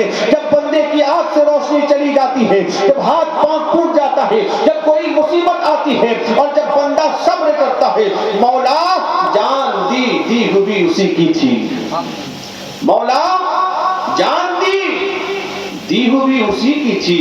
हक तो यूं है कि हक अदा ना हुआ। सुभान अल्लाह। मौला हाथ तो तेरा ही था, हाथ टूट गया, तेरे हुक्म के बगैर किसी का हाथ नहीं टूट सकता है। मौला मैं सब्र करता हूँ। याद रखें अल्लाह ताला आपको दुनिया और आखिरत में इस हाथ के बदले वो नेमत अता फरमाएगा जिस नेमत का तसव्वुर भी आप नहीं कर सकते हैं। सुभान अल्लाह। जिसकी बीनाई चली जाती है, अल्लाह ताला उसकी मग़फ़िरत फरमा देता है। सुभान अल्लाह। हज़रत मूसा कलीमुल्लाह अलैहिस्सलाम के ज़माने की बात है। एक बाप आया कि हज़रत मूसा अलैहिस्सलाम से अर्ज़ करने लगा, हुजूर मेरा एक ही बेटा है, अल्लाह ने बहुत माल अता फरमाया है, बहुत दौलत अता की है, लेकिन मेरा बेटा आंख से अंधा है, मेरे बेटे के आंख में रोशनी नहीं है। आप अल्लाह के पैगंबर हैं, आप दुआ फरमा فرما دیجئے، اللہ میرے بیٹے کی آنکھ میں روشنی عطا فرما دے۔ حضرت موسیٰ کلیم اللہ نے فرمایا کہ دیکھو دیکھو بیٹا اس تیرا ہے لیکن بندہ اسی کا ہے، اسی نے پیدا کیا ہے، ضرور اس میں کچھ حکمت ہوگی کہ اس کی آنکھ کی بینائی چھین لی گئی ہے، اس کی آنکھ کی روشنی ختم کر دی گئی ہے۔ اس باپ نے کہا نہیں نہیں، آپ دعا فرما دیجئے کہ میرے بیٹے کی آنکھ میں روشنی آ جائے۔ موسیٰ کلیم اللہ علیہ السلام نے اسے صبر کرنے کو کہا، لیکن باپ کے دل میں بیٹے کی ایک طرف تھی، ایک بے چینی تھی، ایک کیفیت تھی، بار بار ہاتھ جوڑ کر کہنے لگا۔ موسیٰ کلیم اللہ علیہ السلام نے اللہ کی بارگاہ میں دعا کی، مولا اس کے بیٹے کی آنکھ میں روشنی عطا فرما دے۔ ایک پیغمبر کی دعا قبول ہو گئی، اس کے بیٹے کی آنکھ میں روشنی آ گئی۔ پتہ ہے جو ہی اس کے بیٹے کی آنکھ میں روشنی آئی ہے وہ لوگوں کو قتل کرنا شروع کر دیا ہے، وہ بہت بڑا قاتل ہو گیا ہے۔ تب اس کے باپ کو بات سمجھ میں آئی، اے اللہ ہم تیری حکمت کو نہیں جانتے ہیں، بے شک تو جانتا ہے، تو کسی کو روشنی دیتا ہے، کسی کی آنکھ سے روشنی لیتا ہے، اس میں تیری حکمت ہے۔ تو اس بندے سے محبت کر رہا تھا، اس کی قسمت میں قتل تھا، تو نے اس کو قتل سے بچایا تھا۔ اگر اس کی آنکھ میں روشنی نہیں رہے گی وہ لوگوں کو قتل نہیں کرے گا، اس کو بڑے بڑے گناہوں سے بچا رہا تھا۔ ہم تیری اس حکمت کو جان نہ سکے، مولا پھر سے میرے بیٹے کی روشنی لے لے تاکہ کسی کا بیٹا یتیم نہ ہو، کسی کا شوہر انتقال نہ کر جائے، کسی کے شوہر کے سر پہ قلم نہ کر دی، سر کو قلم نہ کر دیا جائے۔ مولا میری غلطی کو معاف کر دے اور میرے بیٹے کو پہلی والی حالت میں کر دے۔ اللہ اکبر۔ پتہ کیا چلا؟ یہ رب کی حکمت ہے، اس آنکھ کی وجہ سے اس نے کتنے کو قتل کیا، اور جب تک وہ دیکھ نہیں رہا تھا تو کسی کو قتل نہیں کر رہا تھا۔ تو یہ رب کی حکمت ہے، ہمیں اپنے رب کی حکمت پر ہمیشہ راضی رہنا چاہیے۔ اللہ اگر دولت دے تو ہم شکریہ ادا کریں، اور اللہ اگر کوئی مصیبت دے تو ہم صبر کریں۔ یہ دو نعمت حاصل کر لیجئے، ایک صبر ہے، ایک شکر ہے۔ اگر آپ کے اندر یہ دو نعمت آ گئی تو انشاءاللہ آپ کی دنیا بھی بہتر ہو جائے گی، آخرت بھی بہتر ہو جائے گی۔ سبحان اللہ، یہ بہت بڑی نعمت ہے صبر اور شکر کی۔ اور کربلا کے میدان میں صبر بھی نظر آ رہا تھا، شکر جیسی نعمت بھی نظر آ رہی تھی۔ سبحان اللہ، کہہ دیجئے سبحان اللہ۔ صبر بھی ہے اور شکر بھی ہے۔ اس گھر میں صبر اور شکر کی نعمت نہیں پائی جائے گی تو پھر کس گھر میں صبر اور شکر کی نعمت پائی جائے گی؟ آپ امام حسین سے محبت کرنے والے ہیں کہ نہیں ہیں؟ امام حسین سے محبت کرتے ہیں کہ نہیں ہیں؟ کیا آپ چاہیں گے کہ میرے حسین ناراض ہو جائے؟ کیا آپ چاہیں گے کہ میں حسین کے خلاف کام کروں؟ ہرگز نہیں۔ عاشقی تو پہچان ہی یہی ہوتی ہے، جب تک بکا نہ تھا تو کوئی پوچھتا نہ تھا، تم نے خرید کر مجھے انمول کر دیا، میرے پاس ہے کیا سوائے محبت حسین، محبت رسول، محبت غوث کے؟ اگر ان کو ہٹا دیا جائے تو پھر بچے گا کیا؟ کچھ نہیں ہے۔ یہ پونجی ہے، محبت رسول جیسی نعمت ہمارے پاس ہے، محبت صحابہ ہے، محبت شہداء ہے، محبت اولیاء ہے۔ اگر ان چیزوں کو ہٹا دیا جائے تو ہمارے پاس کچھ بھی نہیں بچے گا۔ لیکن میرے عزیز دوستو بزرگوں، صحیح معنوں میں اگر آپ رسول اللہ سے محبت کرتے ہیں، امام حسین سے محبت کرتے ہیں، مولا علی شیر خدا سے محبت کرتے ہیں، تو آپ کی گزارش ہے کہ آپ امام حسین کی زندگی کو پڑھیے اور پڑھ کر اپنے اندر لانے کی کوشش کیجیے۔ اگر قسم خدا کی امام حسین کی زندگی کو اپنا لیں گے، میں پورے یقین کے ساتھ کہہ رہا ہوں وہ بندہ کبھی بھی شریعت کے خلاف کام نہیں کر سکتا ہے۔ اس کی زبان کھلے گی تو شریعت کے مطابق کھلے گی، اس کا قدم بڑھے گا تو شریعت کے مطابق بڑھے گا، اس کا ہاتھ اٹھے گا تو شریعت کے مطابق اٹھے گا، اس کی آنکھیں کھلے گی تو شریعت کے مطابق ہی کھلے گی۔ وہ جان چکا ہے کہ ہمیں کیا دیکھنا ہے، ہمیں کیا نہیں دیکھنا ہے، وہ معلوم کر چکا ہے میرا قدم کہاں بڑھے گا، میرا قدم کہاں نہیں بڑھے گا، میرا ہاتھ کہاں بڑھے گا، میرا ہاتھ کہاں نہیں بڑھے گا، کیونکہ طریقے مصطفیٰ کو چھوڑنا ہے وجہ بربادی ہے۔ آج جو ہم ذلیل و رسوا ہو رہے ہیں، آج جو ہم تباہ و برباد ہو رہے ہیں، آج ہماری عزت پامال کی جا رہی ہے، آج ہماری عزت سے ہمیں کھیلا جا رہا ہے، آج قرآن کا مذاق اڑانے کی کوشش کی جا رہی ہے، مذہب اسلام کو خراب کرنے کی کوشش کی جا رہی ہے، اس میں سب سے زیادہ قصوروار جو ہے وہ ہم اور آپ ہے، اس لیے کہ ہم نے شریعت مصطفیٰ کو پڑھنا چھوڑ دیا ہے، اور جب پڑھنا چھوڑ دیا ہے تو اس پہ عمل کرنا بھی چھوڑ دیا۔ سب سے پہلے چیز ہمیں شریعت مصطفیٰ کو پڑھنا ہے، جب تک پڑھیں گے نہیں تو گڑھیں گے نہیں، نہ ہم نے پڑھا ہے نہ ہم نے گڑھا ہے، دونوں چیز ہم سے دور ہو گئی ہے، اور ان چیزوں کو دور کرنے والا جو ہمارے پاس موجود ہے وہ موبائل ہے، وہ موبائل ہے۔ آج موبائل کے ذریعے ہم بے شمار گناہوں کے قریب چلے جا رہے ہیں، لیکن ہمیں موبائل کے ذریعے ہدایت بہت کم مل رہی ہے، اور لوگ موبائل کا غلط استعمال کر کے اپنے آپ کو اتنا گناہوں میں ڈبا چکے ہیں کہ ممکن ہے کہ انہیں توبہ کی توفیق ملے کہ نہ ملے۔ اس لیے جب انسان گناہ کرتا ہے تو کثرت گناہ کی وجہ سے دل میں سیاہی بیٹھ جاتی ہے۔ اللہ تعالی ہمیں ان سیاہیوں کو دور کرنے کی توفیق عطا فرمائے۔ تو میں عرض کر رہا تھا، جب بہت سارے خطوط آ گئے تو مکہ چھوڑنے لگے۔ کتنا؟ 3 ذی الحجہ کو۔ ذرا سوچیں، یہ وہ مہینہ ہے، پوری دنیا سے لوگ مکہ آتے ہیں اسی مہینے میں، پوری دنیا سے، اور میرے حسین اسی مہینے میں مکہ کو چھوڑ رہے تھے۔ مکہ کے در و دیوار، خانہ کعبہ کے در و دیوار سے آواز آ رہی ہوگی، اے میرے حسین مت جاؤ، 2-4 دن اور رک جاؤ، حج کا موقع ہے، کئی بار تم مدینہ سے مکہ پیدل حج کر چکے ہو، آج مکہ میں رہ کے تم حج نہیں کر رہے ہو، اے خانہ کعبہ، امام حسین کہہ رہے ہوگے، اے خانہ کعبہ، حسین تیرا طواف کرے گا تو صرف حسین کی عبادت ہوگی۔ حجر اسود سے آواز آ رہی ہوگی، اے حسین مجھے بوسہ لے لو، لیکن حسین کہہ رہے ہوگے، اے حجر اسود اگر حسین بوسہ لے گا تو صرف حسین کی عبادت ہوگی۔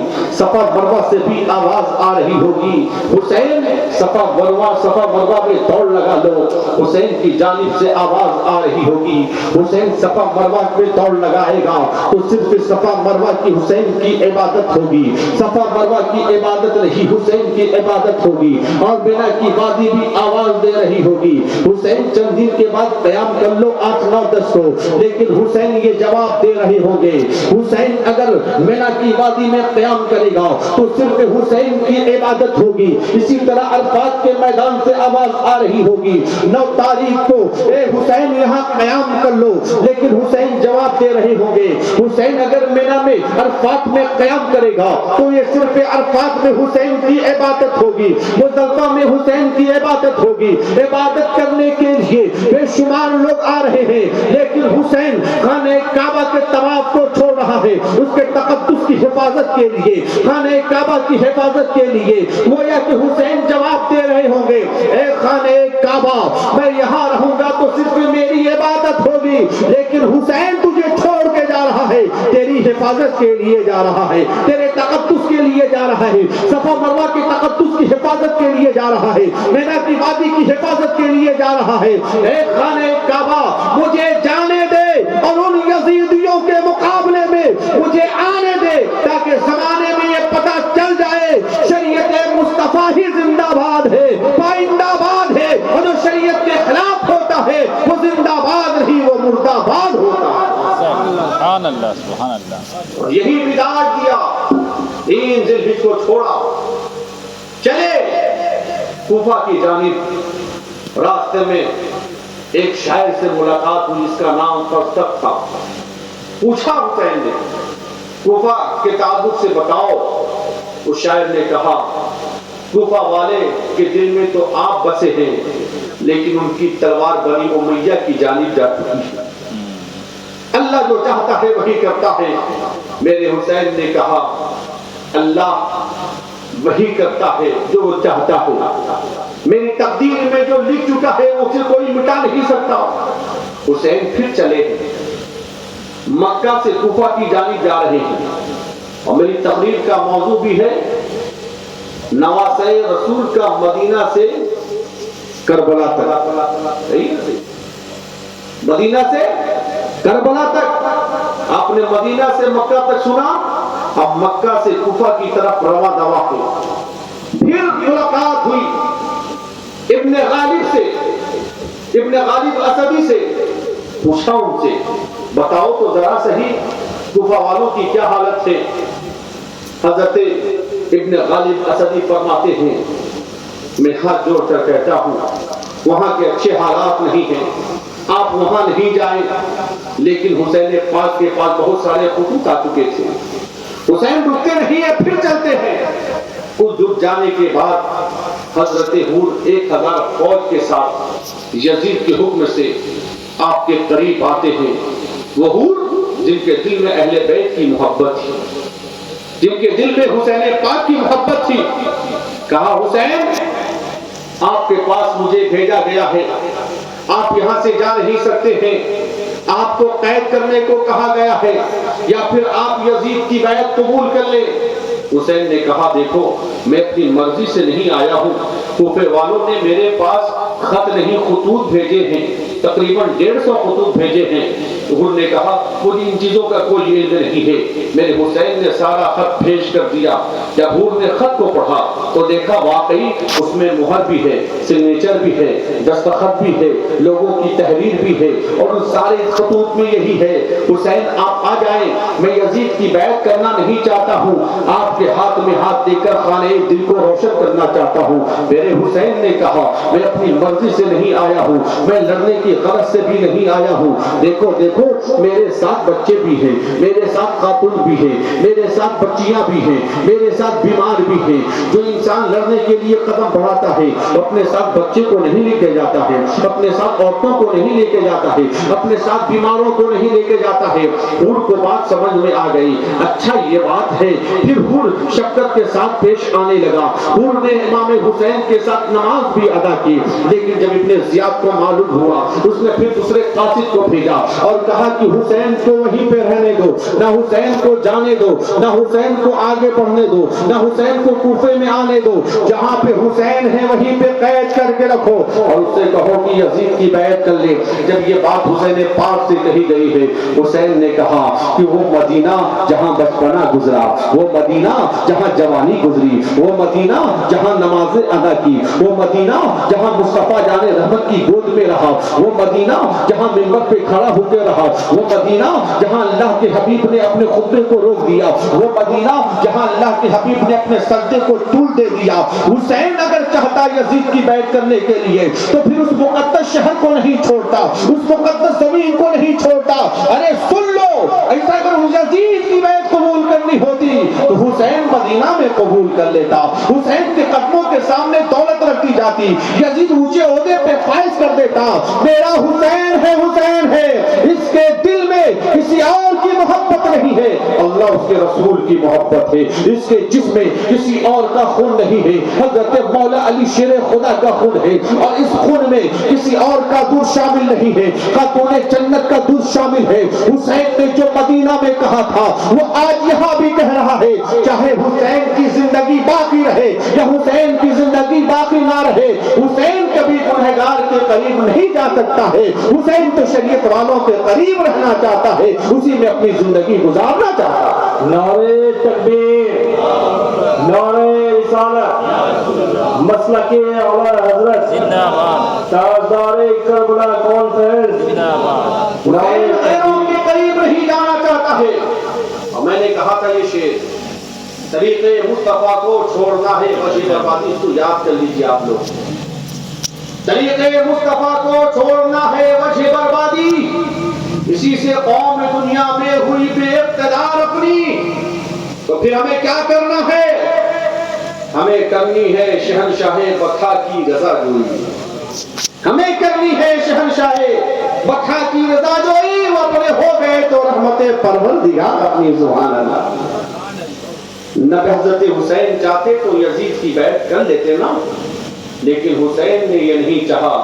اگر حسین یہ کر لیتے تو پھر انصاف مٹ چکا تھا. اگر حسین یزید کی بیعت کر لیتے تو پھر لوگ دولت کی طرف مائل ہو جاتے، دلیل بن جاتی۔ حسین نے تو مال کے لیے شریعت کو پیچھے کر دیا، حسین نے تو سلطنت کے لیے ایمان کو پیچھے کر دیا، حسین نے تو دولت اور سلطنت اور مال و زر کے لیے اپنے دین کو فروخت کر دیا۔ جو کوئی اور ہوتا تو فروخت کر لیتا۔ ایران کی حکومت کے لیے صحابی رسول کا ایک بیٹا سعد نے حسین کے خلاف مخالفت کی اور جنگ کی۔ یہ حسین تھے جن کی گود میں حضرت علی اکبر پلے ہیں اور جو خود گود میں مولا علی کے بڑھے ہیں، سبحان اللہ۔ انہوں نے کہہ دیا کچھ بھی ہو جائے شریعت کے خلاف ہم قدم نہیں بڑھا سکتے ہیں۔ اللہ کے حبیب نے ہمیں دعائیں دی ہے اور ہمیں باخبر کر دیا ہے میرا حسین فلاں جگہ شہید ہوگا اور میں شہید ہونے سے ڈرتا نہیں ہوں، اور جو اللہ کی بارگاہ میں جتنا مقبول ہوگا اللہ کی بارگاہ میں اس کا مقام و مرتبہ بہت بلند و بالا ہوگا، اور اس سے اتنی ہی بڑی آزمائش ہوگی، چاہے دین کے اعتبار سے ہو چاہے مال کے اعتبار سے ہو۔ اس لیے کہ لوگ آسان سمجھتے ہیں مسلمان ہونا اتنا آسان نہیں ہے، بلکہ اس کے لیے قربانی پیش کرنے کی ضرورت ہے۔ اے دنیا کے مسلمانوں، ذرا میں پوچھنا چاہتا ہوں، میرے حسین نے گھر چھوڑ کر قربانی پیش کی، مکہ چھوڑ کر قربانی پیش کی، خانہ کعبہ کے طواف چھوڑ کر قربانی پیش کی، مینا کی وادی کو ترک کر کے قربانی پیش کی، صفا مروہ کو چھوڑ کر قربانی پیش کی۔ میں اس مجلس میں بیٹھنے والے تمام نوجوان بڑے چھوٹوں سے پوچھنا چاہتا ہوں، جس کی مجلس میں بیٹھے ہو، آپ نے اتنی ساری قربانیاں پیش کی، کیا آپ نماز کے لیے وقت کی قربانی پیش نہیں کر سکتے ہیں؟ کیا آپ اپنی دکان کو نماز کے لیے روک نہیں سکتے ہیں؟ کیا آپ بجلی کے لیے اپنی دکان کو بند نہیں کر سکتے ہیں؟ اگر حسینی ہے تو یہ مزاج لے، میرے حسین نے وقت کی بھی قربانی دی ہے، مال کی بھی قربانی دی ہے، میرے حسین نے جان کی بھی قربانی دی ہے، خاندان کی بھی قربانی دی ہے۔ اللہ ہمیں جان کی قربانی نہیں مانگ رہا ہے، مال کی قربانی نہیں مانگ رہا ہے۔ ہاں اگر مال کی ضرورت بھی پڑے گی، اللہ ہمیں وہ جذبہ و شوق عطا فرمائے کہ خدا کی بارگاہ میں مال کی قربانی بھی پیش کریں گے، اولاد کی قربانی بھی پیش کریں گے، لیکن ابھی وقت کی قربانی ہے۔ اگر آپ حسین پاک سے محبت کرتے ہیں اور آپ حسین پاک کی زندگی سے سبق لے رہے ہیں تو آپ اپنے ذہن کو بنا لیں، انشاءاللہ آج کے بعد ہماری کوئی بھی نماز قضا نہیں ہوگی، اور جو نماز قضا ہو چکی ہے اب ادا کے پیمانے پہ ہوگی۔ اب اسے قضا کو ادا کرنے کی کوشش کروں گا، نماز کی پابندی کروں گا، چہرے پہ داڑھی سجاؤں گا، سنت مصطفیٰ کے مطابق اپنی زندگی گزاروں گا، اور حسین کے غلاموں میں اپنا نام بھی لکھوا لوں گا۔ بولیے انشاءاللہ، دعا کیجیے اللہ ہماری زندگی کو شریعت کے مطابق کر دے، ورنہ اس زندگی کی حقیقت کیا ہے؟ آج نہ کل تو مرنا ہی ہے، لیکن وہ موت بڑی اچھی موت ہے جس موت سے پہلے نماز کی خوشبو ہو پیشانی، جس موت سے پہلے قرآن کی تلاوت کی بو ہو سینے میں، جس موت سے پہلے اللہ اس کے رسول کی محبت آ جائے، شریعت کی پابندی آ جائے، پھر وہ جو انتقال کرے گا فرشتے دیکھ کر رشک کریں گے، سبحان اللہ، آواز آئے گی، اے میرے بندے نے سچ کہا، اسے جنتی بچھونا دو، سبحان اللہ، اسے جنتی لباس پہناؤ، اس کے لیے جنت کی کھڑکی کھول دو۔ لیکن اگر گناہوں کو لے کے جائیں گے، اعلیٰ حضرت فرماتے ہیں اندھیرا گھر اکیلی جان دم گھٹتا دل اکتاتا، خدا کو یاد کر پیارے وہ ساتھ آنے والی ہے۔ میرے عزیز دوستو بزرگوں، موت سے پہلے اپنے اعمال کو بہتر کر لیں۔ لوگ آپ کو عزت دیتے ہیں، لیکن آپ اپنے بارے میں سوچیں صحیح معنوں میں عزت کا قابل ہوں کہ نہیں۔ آپ اپنے گناہوں کو یاد کریں، آپ کے کتنے ایسے سارے گناہ ہیں جسے کوئی جانے یا نہ جانے رب ضرور جانتا ہے۔ اگر اس گناہوں کو ظاہر کر دے تو آپ باپ کے سامنے کھڑے نہیں ہو سکتے ہیں، ماں کے روبرو حاضر نہیں ہو سکتے ہیں، رشتہ داروں کے سامنے اپنی زندگی نہیں گزار سکتے ہیں، لیکن وہ رب ہے غفور रहीम है, बड़ा मेहरबान है, अपने बंदों से माँ से भी ज्यादा मोहब्बत करता है। वो बंदों के गुनाहों को जानता है, तुम क्या कर चुके हो रात को, दीन की तारीकी में क्या कर चुके हो, लेकिन फिर भी वो गुनाहों को छुपाता है। फिर वो इसी उम्मीद में है, मेरा बंदा है, इसे मोहलत देता हूँ, इसे छोड़ता हूँ, मुमकिन है उसे तौबा की तौफीक मिल जाए, और तौबा की तौफीक मेरी ही जानिब से होगी। लेकिन उसके दिल में तड़प है कि नहीं, उसके दिल में बेचैनी है कि नहीं। इसलिए मैं अपने नौजवानों से भी कहूंगा, आपके गुनाहों को कोई देखे या ना देखे, आपका रब जरूर देख रहा है, आपका रब जरूर जान रहा है। आज रात की तारीकी में अपने गुनाहों को याद करके इमाम हुसैन का वास्ता लेके और ये दुआ करे, मौला आज रात की तारीकी में तेरे हुसैन की महफिल में बैठ चुका हूँ, मौला अपने हुसैन के सदक़े में मेरे गुनाहों को माफ फरमा दे, मेरे खताओं को माफ फरमा दे। लोग मुझे इज्जत की निगाह से देखते हैं, तेरे फजल की बुनियाद पे देखते हैं, वो मेरे गुनाहों को नहीं जानते हैं इसलिए मेरी ताज़ीम कर रहे हैं, वो मेरे गुनाहों से वाकिफ नहीं है इसलिए मुझसे मोहब्बत कर रहे हैं। अगर मेरा गुनाह ज़ाहिर हो जाएगा, ये मेरा एहतराम नहीं करेंगे, ये मुझसे मोहब्बत नहीं करेंगे। मौला तो अपने बंदों से कितनी मोहब्बत करता है, कितनी उल्फत रखता है, माँ से कई गुना मोहब्बत करता है। मेरे गुनाहों को जानने के बावजूद तू मुझे रोजी भी देता है, मुझे खाना भी देता है, तू मुझे पानी भी देता है, मुझे हवा भी देता है, मुझे इज्जत भी देता है, मुझे बुलंदी भी देता है, मुझे कामयाबी भी देता है। मौला ये गुनहगार बंदा तेरी बारगाह में सिर्फ दिल से तौबा कर रहा है, ए अल्लाह मेरे गुनाहों को माफ फरमा दे, मेरे खताओं को माफ फरमा दे। मैं गुनहगार हूँ, मैं मानता हूँ, आज मैं अपने गुनाहों का इकरार कर रहा हूँ। मेरे मुफ्ती आज़म हिंद, मेरे मुफ्ती आज़म हिंद, हम सबके मुफ्ती आज़म हिंद आला हज़रत के छोटे साहबजादे क्या फरमाते हैं, जिनका बचपना तक़वे में गुजारा, जो मादरज़ाद वली है, जिनके मुरीद आज के बेशुमार पीरों से बेहतर है, सुभान अल्लाह। वो मुफ्ती आज़म फरमाते हैं, ज़माने बख्शिश में है, बदकार हूँ, मुजरिम हूँ, सियाकार हूँ मैं, बदकार हूँ, मुजरिम हूँ, सियाकार हूँ मैं, इकरार है इसका के गुनहगार हूँ मैं। अल्लाह अकबर। इतने बड़े बुजुर्ग फरमा रहे हैं, बदकार हूँ, मुजरिम हूँ, सियाकार हूँ मैं, इकरार है इसका कि गुनहगार हूँ मैं। गई हवा नारी नहीं नूरी हूँ हुजूर, मोमिन हूँ तो फिरदौस का हकदार हूँ मैं। सुभान अल्लाह। इतने बड़े वली अपने आप को गुनहगार कह रहे हैं, तो हम जैसे लोगों को अपने आप को कैसा समझना चाहिए। लोग आपकी तारीफ करते हैं, मुमकिन है कि वो आपकी झूठी तारीफ कर रहे हैं, आपसे कुछ पाने के लिए आपकी तारीफ कर रहे हैं। आप अपने बारे में जितना सोच सकते हैं, समझ सकते हैं, दूसरा कोई उससे ज्यादा नहीं समझ सकता है। हमेशा दूसरों से ज्यादा अपने आप को बेहतर बनाने की कोशिश कीजिए, हमेशा रोने की कोशिश कीजिए। नौजवानी के आलम में जो बंदा रोता है, गिड़गिड़ाता है, अल्लाह ऐसे बंदों से बहुत खुश होता है। सुभान अल्लाह। बुढ़ापे में रोना, गिड़गिड़ाना ये बहुत कमाल की बात नहीं है, कमाल की बात है लेकिन बहुत कमाल की बात नहीं है कि जवानी में गुनाह करता रहा इंसान, अब बुढ़ापे के आलम में मस्जिद नहीं पकड़ेगा तो वो क्या पकड़ेगा, मस्जिद नहीं जाएगा तो कहां जाएगा। लेकिन वो बंदा जवानी के आलम में भी मस्जिद जा रहा था, सुभान अल्लाह, जवानी के आलम में भी इबादत कर रहा था, जवानी के आलम में भी अपने चेहरे को सजाए हुआ था, और जब बुढ़ापा आया है तो उसके अंदर और बहुत सारी बरकतें आ गई हैं, सुभान अल्लाह। लेकिन जवानी के आलम में तौबा अल्लाह को बहुत पसंद है। आप सच्चे दिल से तौबा करें, रोने की कोशिश करें, अल्लाह ताला आपके गुनाहों को मिटा देगा। तो फिर आपको एहसास होगा मेरी कितनी गंदी जिंदगी गुजर रही थी, ए अल्लाह मेरे हुसैन का सदका मुझे मिल गया, अली अकबर का सदका मुझे मिल गया, और उसकी बरकत से अल्लाह ने मेरे कल्ब को रोशन कर दिया। और जब दिल रोशन हो जाएगा तो आप खुद ब खुद गुनाहों से बचते हुए नजर आएंगे। तो मैं अर्ज कर रहा था कि मेरे हुसैन के करीब भूर पहुंचे, नमाजें अदा की, जब दूसरा कासिद आया तो हुसैन को रोक दिया गया, और हुसैन पहुंचते पहुंचते पूछा कि ये कौन सी वादी है, तो जवाब मिला इसे करबो बला कहते हैं,